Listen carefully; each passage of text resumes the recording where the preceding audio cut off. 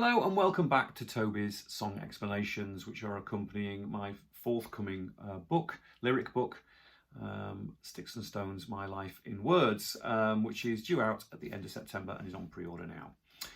Okay, so I wanted to sort of push on a little bit. I've been talking a lot about Little Angels because, that is clearly significant. Like I said a couple of times, it's the only reason I can talk to you today about anything else, really. But I had a huge period in the middle of my life where very little happened, and I was continually writing songs. But I did get moments of clarity and moments of help from various people, and the songs that I wrote in those periods were significant enough to remain with me, and I've since used. And one of the key songs for me is the song "Crush," which eventually ended up on, obviously, the first Wayward Sons album, Ghosts Are Yet to Come. Now, the evolution of that song is really interesting. I'd basically retired back up to Scarborough when we were having me and my wife were having kids, and I wasn't kind of in the music business as such. I was on the outskirts. I was doing other things. I was running a building firm and working. I'd worked in the film business for a little while, but I was still making music, and I'd had some interest from a couple of people, specifically from Bruce Mackenzie at Townsend Music. And Bruce was a great deal of help to me, and remained so for several years. And along the way, even prior to that, I'd sort of struggled to know what to do next. And there was a period when, after Little Angels came to a close, I moved back to Scarborough for a short period of time where I was licking my wounds and I was writing a lot of songs. And then my wife got pregnant and we moved back down to Bristol. And I was working in various dead-end jobs just to try and keep the bills at bay, of course, but still continuing to write. And I remember I'd started to work in the film business as an extra. I'd been away working for a friend of mine down in Surrey, and I'd got involved in Gladiator and done all that, and that had continued on. But in between all of that, I was writing songs, and I remember sat in our little house in Bristol working on some material.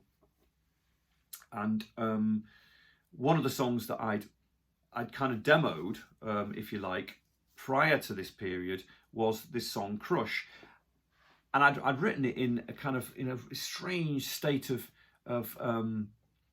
all I can really describe it as mania. Really, I'd had a period of time just before we left Scarborough in my little studio, which was the old place that Little Angels used to rehearse in. So it had a lot of ghosts in the wall, if you like, in Rillington, and I'd written a lot of songs with Matt Eldridge and Roger Davis, who were the two significant people in my life at the time. And I'd written a load of tunes, one of which was "Crush." And I can remember being in like 4 a.m. one day, and I'd come up with this idea. It was a drop D tuning, and I'd come up with a whole riff, and I'd had this sort of, like I say, this manic period where I'd got all my lyrics pinned up in the rehearsal room around the walls, and I was literally looking up at the lyric sheets and grabbing a word off each sheet and writing it down. And I was kind of doing this David Bowie thing where you don't stop to look at the words. I just wanted to try something else, and I arranged all these words in kind of random order, and they made a strange kind of sense.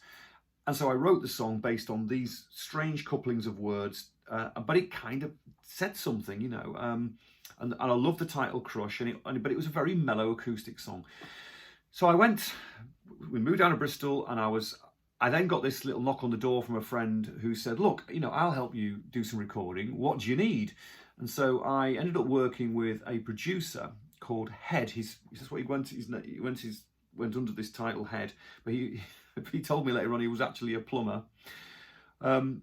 But anyway, we worked in this studio down in Taunton, I think it was, and we worked in 2 studios, one in Bristol, one in Taunton, and we recorded a version of "Crush," which is still to this day one of my favourite recordings we've ever done. It's incredibly mellow. It's almost like a blues piece, and it's got this haunting vocal that Head asked me to do, very gentle singing with a 2-part harmony.